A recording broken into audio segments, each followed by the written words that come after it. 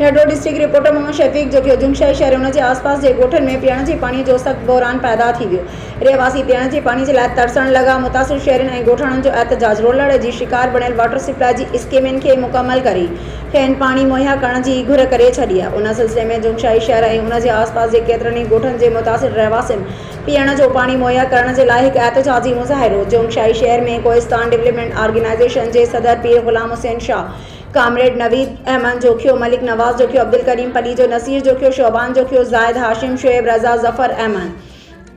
अकराम जी अॻवानी में हथनि में बैनर ऐं प्ले कार्ड खणी सख़्त एहतजाज कंदे चयो त सिंध हुकूमत तरफ़ां जुमशाही जे मुख़्तलिफ़ ॻोठनि ॻोठ साजन खान जोखियो, ॻोठ सफ़र जोखियो, ॻोठ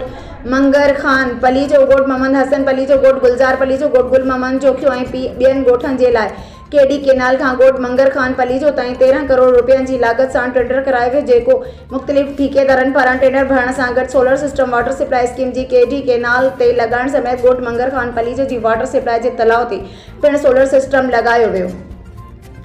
जेको कमु रोलड़ जो शिकार बणिजी 2 सालनि में बि मुकमल थी नाहे सघियो। 2022 में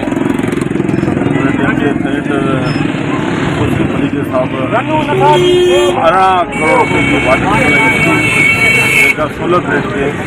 मंजूर कराई गई, क्योंकि असां वटि लाइट कोन लॻी हुई, उनखे पाणी जी तमामु बड़ी ॾुखाई हुई। इहा जॻह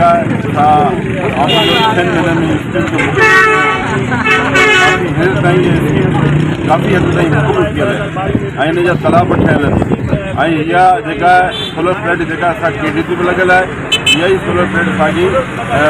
जुमशाही जे जेका मुगर खान रहमान रहीम। अॼु असां प्रेस क्लब खटे में जुमशाही कोस्ताने जा वासी आहियूं। ॻोठ साजन खान जोखियो, ॻोठ मोहम्मद सफ़र जोखियो, ॻोठ मोहम्मद आसिम कलन कराणी, मंगर खान पलीजो, मोहम्मद हसन पलीजो, गुल मोहम्मद जोखियो ऐं आसपास जा जेके ॻोठ आहिनि ऐं जुमशाही शहर जे तरफ़ां त असां गुज़ारिश करणु आया आहियूं असांजे नायती क़ाबिल एहतराम जेके असांजा MP MNS साहब आहिनि। असां ख़ासि करे अलीसन ज़रदारी साहब खे असां पीपल्स पार्टी जा वर्कर आहियूं, पीपल्स पार्टी जा ई वोटर हे सभु जुमशाही वारा आहिनि। त असां साईं असांजो सूबाई मिनिस्टर साईं रियाज़ हुसैन शाह शिराज़ी खे सादिक साहब खे इहा गुज़ारिश करणु आया आहियूं त बराए महिरबानी असांखे पहिरियां बिजली ते जेका स्कीम मिलंदी त 4 ॻोठनि में कलाक पाणी नथो हले बिजली न हुअण जे करे।